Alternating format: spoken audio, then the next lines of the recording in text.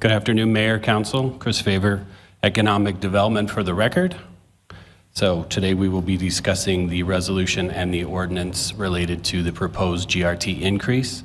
Before I get into my presentation, I just wanted to clarify the reason for the resolution and the reason for the ordinance. So per New Mexico election code, the resolution is needed to put the question on the ballot this November. Per state statute, the ordinance is needed to allow taxation and revenue the authority to institute the tax increase if it passes in November. If it doesn't pass, then the ordinance is deemed repealed. So those are the reasons for each of the two ordinances and resolutions. So just a little bit of background. We've previously discussed this proposed increase at both work sessions in April and May. And those were around conversations where we're trying to find ways to continue the efforts for capital improvements that we've set forth in this year's capital budget, and to try and find a more proactive approach to capital planning beyond just the short term for the city. And all of this is in favourance of public safety, critical infrastructure, and improvements to our parks and public facilities. So we've also discussed other ways to raise these funds, and just to sort of recap, capital outlay is always a source of incremental funding, but not a source of guaranteed permanent funding. And if I could add that having more shovel-ready projects that already have a budget attached to them increases the city's chances of getting more capital outlay, because legislators like to fund projects that have a budget already in place or just need a little bit of funding to complete them. So these capital outlay funds that we would create through this GRT could be used to create more capital projects. Those projects could then be proposed to legislatures, and they could have opportunities to fund a greater selection of projects on behalf of the city. We also looked at property taxes, and the downside of the property tax increase is that it does not share the burden amongst everybody who will enjoy the amenities. So basically only homeowners will be paying those that cost increase. The GO bond is something that the city has already been utilizing to great effect, but again, that is a limited amount of money every few years, and is not the complete solution to all of the capital needs that the city will be facing over the next several years. And that brings us to the GRT increase that we are talking about, specifically because it shares the burden amongst residents, tourists, people passing through town. Basically anybody who would be using these services would then be contributing to those fees. So the increase that we're proposing is 0.562%, and that could generate approximately $20 million a year that could go to this capital improvements fund. And the idea is to increase public safety facilities and to provide a revenue stream that will address the needs of the growing community, whether it's through public safety facilities, more recreational opportunities, improvements to streets that are seeing an increased amount of traffic every year, and ultimately lessen our dependency on capital outlay funding. It was brought up before, but just to reiterate that there is no GRT collected on groceries or medicine in New Mexico, and this increase amounts to about 56 cents per $100 spent on certain goods and services. The impact to the median household income in Las Cruces would be about $69 per year. So in discussing what these funds would be used for, we have looked at a variety of options, with public safety priority projects being at the top of the list. And at the top of that list, we're seeing a joint facility for training facility for police and fire. Also the need for a new larger modern police station downtown. And to address the needs of a indoor recreational facility on the west side of town. As you know, the Mearshide celebrated its 50th anniversary last year, and that is the only indoor recreational facility that the city has right now. Additional projects regional real-time crime center, and additional training tracks for the police department and a potential partnership with the sheriffs. And if approved, it would be recommended there is a resolution that outlines these priority projects by council, and that there is a reporting schedule similar to what we do for the GO bond. So every few months, staff is coming back and reporting to council and the community the status of these projects and where things stand. So if approved by the voters, the full 0.5625 will happen in two parts, and that's important to know. The first part would be the ballot measure, and if that is approved, then that increase would be 0.3250, and that could generate approximately $11 million a year.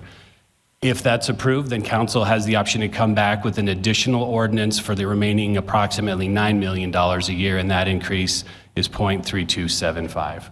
When we are putting out voter education materials between now and the election, we will be referencing support for the entire 0.5625 increase for the entire $20 million.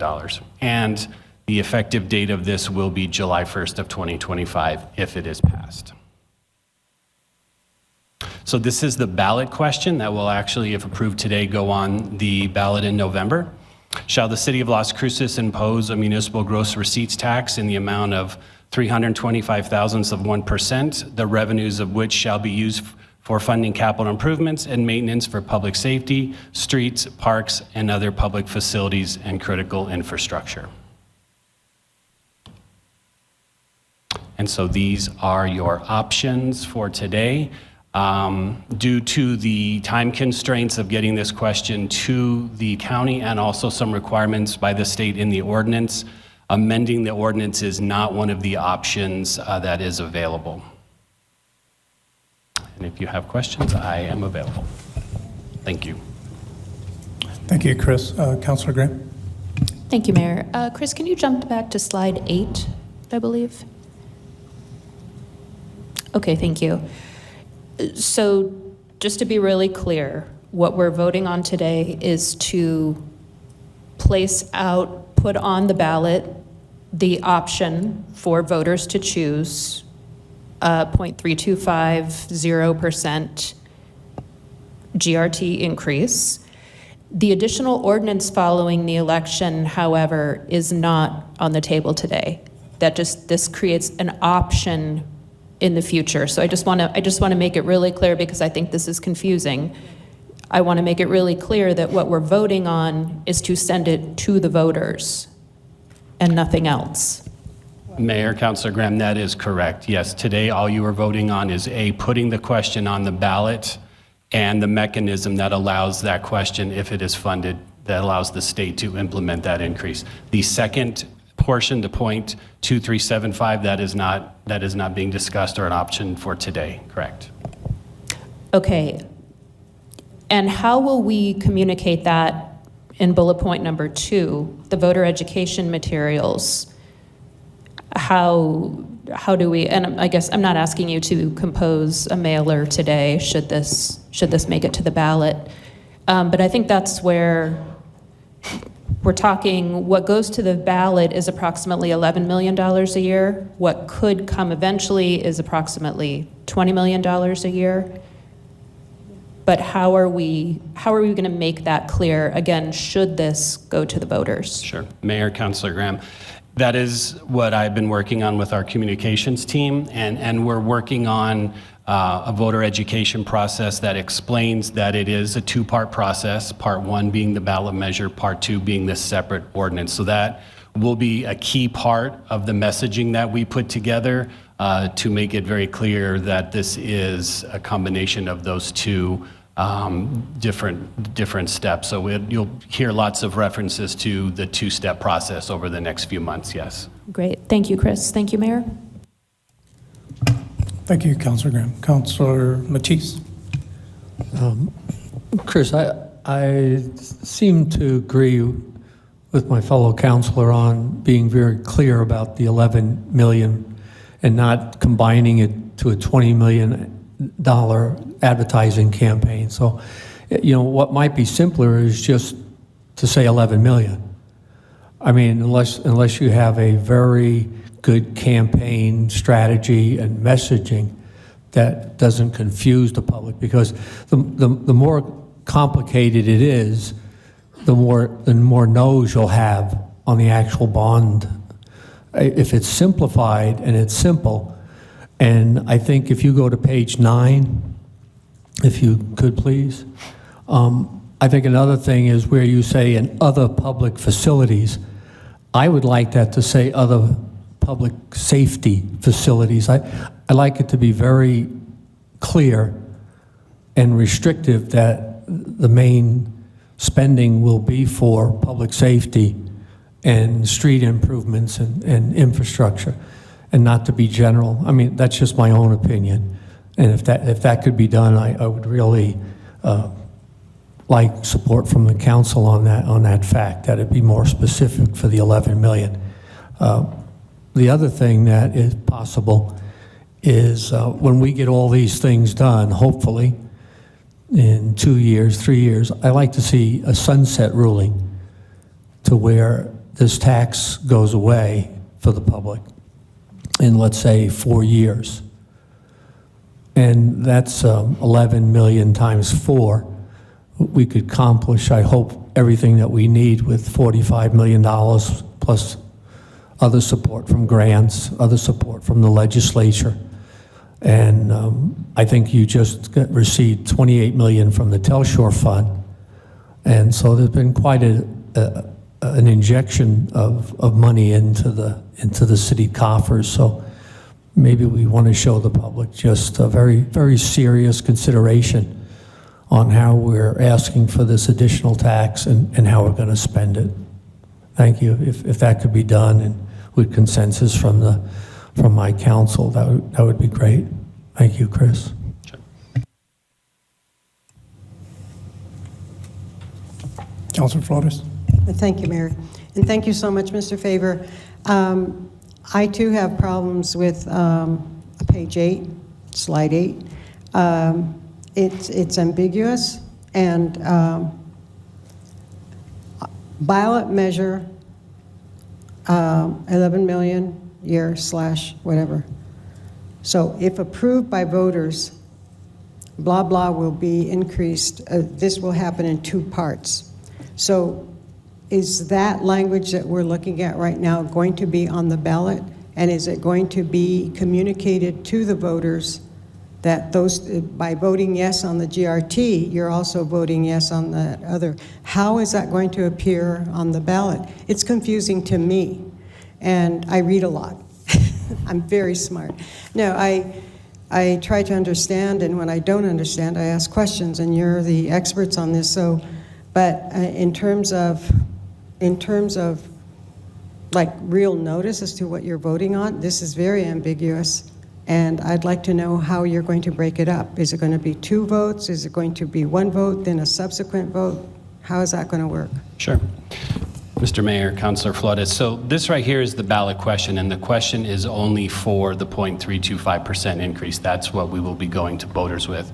What we are going to be doing voter education around is the need for the full $20 million to realize the vision that the city has for capital improvements moving forward. So that's where we are going to use voter education materials, community outreach to explain to them that the ballot question is the 0.3250, but we are asking them to support that ballot measure. And in addition, council will be coming back, if this passes, with the second half of this proposed 2-step process to give the extra $9 million roughly a year for additional funds for capital improvement, whether that's for supporting the improvements that the projects that bring online, because there's always, you know, maintenance and things of those new facilities. So I do understand the concern that it is a little bit tricky, and this It's is very tricky, Mr. Favor, and I'll tell you why. Because it says that there will be, you're basically saying that you vote for this and then there's going to be an ordinance following. I mean, we may not want the ordinance, but if they vote, if that's the language on the ballot, that's what it says. That's how I read it. It seems very unfair to me. I think that the education part is wonderful. I don't think we should be mixing, it's almost like apples and oranges type thing. I mean, not apples and oranges, but it's just, frankly, it's deceptive. And misleading is the word. And so there should be more clarity, because an ordinance implies that we've already agreed that there will be an ordinance that will, raise the GRT. I'd like to maybe, is it possible, Madam City Clerk, to in any way eliminate, or, because the question, we're going to vote on what the ballot, this. So I just want to make sure. Gross receipts against, okay, so that's the ballot question, and that's all that we're voting on today? We're not voting on, we're voting on what? Mayor, Councilor Flores, you're also voting on an ordinance, but the ordinance is to establish this .325. It's not for the entire, and it's a requirement by the state, and that's why we have to do an ordinance also. So can we look at page 8 again, please? But it's an additional ordinance following the election. So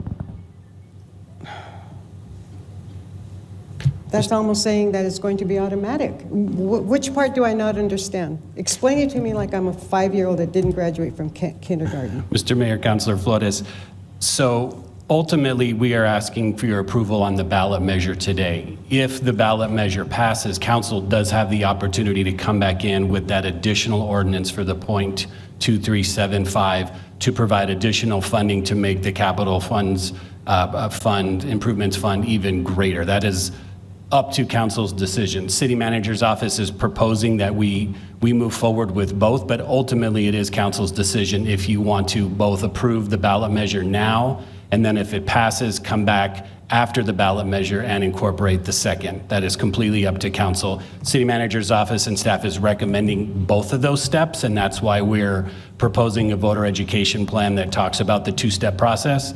But again, that's ultimately city council's decision on that second ordinance. Right, and so we're not voting on that today. Correct. As you showed on page 9, we're only voting on the ballot measure, and it's a timely issue based on the Secretary of State's regulations. So maybe we can just make that very clear in a press release. I think Justin Garcia is here. He's quick on the, where are you, Justin, when I need you? Anyway, if we could just get that out to the public, because it's, it just looks like it's going to be, we're going to have the ballot measure, and right after that's the ordinance is going to kick in, to make it clear that we still have to vote on that. And I appreciate your patience. Thank you, Chris. And thank you, City Clerk. What's your name? Chris. Thank you, Ms. Rivera. Thank you. Mayor Pro Tem. Thanks, Mayor. Thank you, Chris, and for the staff who've been doing a lot of the research on this. And I get that it feels fast or rushed, but that's because there is a deadline that we have to meet. That's not imposed by us, but by the state. So that's sort of the reasoning behind why we're having this discussion today. I have a couple of questions, and then I just have some comments, but my question is not for you, Chris. My question is going to be for our auditor, yes, who I see in the audience. I've been in just conversations with folks out in the community, business leaders. Some folks have talked to me about there's this sort of story out there about misuse of funds, and that's why this is coming all of a sudden, right? That for years the city has said, no, we have great books, we have audits, we like that. That is not what's happening. We take great care of the budget. It's a very generally very conservative budget. So what's changed? And is there misuse of funds? And I just want to do two things to that. One, gently push back, because I feel like that's a bit of misinformation, and that if folks have evidence of that they should report it. But if you don't have evidence to that, then I would encourage you not to use those talking points, because it's ultimately more harmful to all of us. And so, but I do also hear the concern. Well, do you take that seriously? And I want folks to know that we absolutely take that very seriously. And I wanted our auditor to talk a little bit about an external audit process a little bit that would flag any sort of misuse of funds. And then I don't know if our new city manager wants to talk a little bit about that as well, but I think I do think it's an important conversation for us to have, especially because folks are like, well, why now? Why right now? And the reality is that, yeah, things got expensive for all of us, including the city.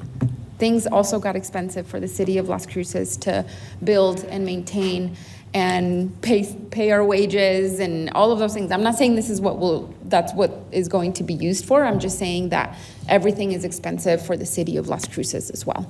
So, Ms. Perea, I wondered if you could talk a little bit about the audit process, especially external audit process, and how that would yield any flags for us. Okay, thank you, Mr. Mayor and Mayor Pro Tem Bencomo. The audit process from the external side is going to review our financial statements. There is a predetermined set of criteria that they're going to follow to audit. It's already established by the State Auditor's Office to look at particular activities. They'll pull samples in those areas. For example, travel might be one, contracts could be one, and they're going to look at the activities related to those particular areas to identify any type of issues that might occur, whether it's process issues that we didn't comply with, overpayments, underpayments, et cetera. That's kind of in a nutshell what they're going to be looking at. There could be additional issues that they're looking at. As part of the external audit process, internal audit shares all of our reports for the year with them. They look at the work that we've conducted. They can rely on our work. They can do additional testing. If we found any audit findings within the work we've done, they might do a little bit more testing in that area to enhance the work that they've already done to identify any kind of discrepancies within that process. If they do find them, they'll make recommendations that we get those corrected. And the past exit conferences that we have, they have raised those issues and we have made those corrections. On the internal audit side, we do the same thing. We do look at efficiencies. We look at the use of funds, whether it be the fund type, whether the funds are being categorized correctly, or whether or not the Manager? Totally, piggyback yes, off that, I was and going we'll to get move back on, to you. so that's perfect. Thank you, Mayor Enriquez, Mayor Pro Tem Bencomo, and City Council. Ikani Tamopeo, City Manager, and I just wanted to thank Viola. She explained it very well. I believe, Mayor Pro Tem Bencomo, the reason why you're looking into the city audit and looking because the topic that's coming up is if this is a ballot and the city is looking for additional funds, the concern of wasteful spending may come up as a concern. And so that's why we have a city auditor. That's why we have inspector general. Additionally, that's why we have all the staff. It is not a bad question. It's actually a very good question that comes up, if not every day of our life, to ensure not only that there isn't wasteful spending, but we're looking at it and looking how we can resolve the issue. And so one of the things that we're doing moving forward that I just want to hit on, and then I'll give the time back to you, Mayor, is in budgeting, we have a budget anywhere from 150 to 175 million in the general fund. And so some may say, well, what's happening there? You have enough funds to do what you want to do. Just take it from there, just minus $20 million, and here you go. It's not a bad thought. The only concern that comes is where do we cut? That means we have to cut from a department. That means there has been spending that we have to look at in cutting back. So that is expectations that has to be realigned. That is services that has to be realigned. That is cleanups that have to be realigned. Certain things have to be realigned. And I know we all understand that, but I just wanted to share, it is a good question. It is a very good question. That is something that is one of my roles and responsibilities to ensure that we're doing. That's why we have the staff, but that's on all of us as 1,700 employees in the city to ensure. And lastly, just on that comment and to conclude, typically we have a traditional budget where we create a base budget and then we increment based on whatever inflator or inflator that we need. We have a 3% increase in expenditures, and so we attach a three increase. We increase it by 3%. One of the things that we're looking this year and that we'll do, we've already challenged the departments and challenged finance to help us get on track, and we appreciate Leanne and her team looking into this. And the budgeting team is that we're going into a zero-based budget. That is a tweak of what we've done in years past. This allows us to really look and zero down into our budgets if there's been any changes, if there's been any changes in historical trends, if there has been new management that has come into that department or into the city, such as myself. We get to look into the eyes and build the budget from zero up, and typically different from traditional budgeting where you're just adding on top of what you were given last year. So this will allow us to really scrutinize the budget, see where we're spending, and if there's anything that we need to save or pivot from, we can change. And so I just wanted to share that. It's a great question. It's something that we're all looking into, but just some of the things that we're looking into tweaking. Thank you, City Manager. I really appreciate you noting that as well. That's really helpful, and I'm really looking forward to that. No, that's not true. I have one more question for you, Chris. Do you have the graph of the cities? I know the different GRT for cities across New Mexico. You've had that in previous slides, and I just wondered if you had that today. Mayor Pro Tem, no, I did not include that in this one. I just have the graph of the GRT from the city over the last few years. That's okay. I just selfishly wanted it to put on my social media, as I think that's an important way to communicate with the public after today. So that's okay. I'll just ask you to send it to me if you can. I just have a couple of other things that I wanted to go back to as well and just point out, just to explain my vote for today anyway. In talking to Public Works, for example, we currently have a 14% backlog of streets, which calculates about, way is $1 million. Yes, about. Thank you, Tony. Tony Treviño, everybody back there. So 72 miles of roadway need full reconstruction in the city of Las Cruces. Safe streets are a public safety issue, for sure. I know there are neighborhoods in my district, just go drive on Calle del Encanto or Calle del Sol off Avenida de Mesilla, and you'll know what I'm talking about. But these kinds of things impact the well-being and health of not only the neighbors that live on that street, but everyone in that neighborhood. It's towards one project and then a little bit of chunks of the rest to a bunch of other projects. The year before, it was about $12 million and like $100,000 for Fire Station 2 improvements, $100,000 for Fire Station 3 improvements. This year, I think we got $100,000 that is going towards Fire Station 9, which, in 2018, the GO bond. Would you anticipate that council ordinance coming to us after the November vote? Mayor, Councilor McClure, at this point, no date has been determined. That would be up to council to decide if this passes in November. Anytime December on would be an option. I think ultimately we'd need to coordinate with council and the clerk's office, because I think we would want to make sure that if that does happen, it does pass on the ballot measure, and you do the second ordinance that we coordinated so both of them can take place on July 1st. So we would coordinate that date so that council has a deadline for that. I would also agree that the voter education materials should be specific to the .3250 and not the council decision, because I think that's putting the cart before the horse. And I value the fact that the voters can give us a chance to tell us what they feel is important to them with their vote. So that would be all I have to say. Thank you.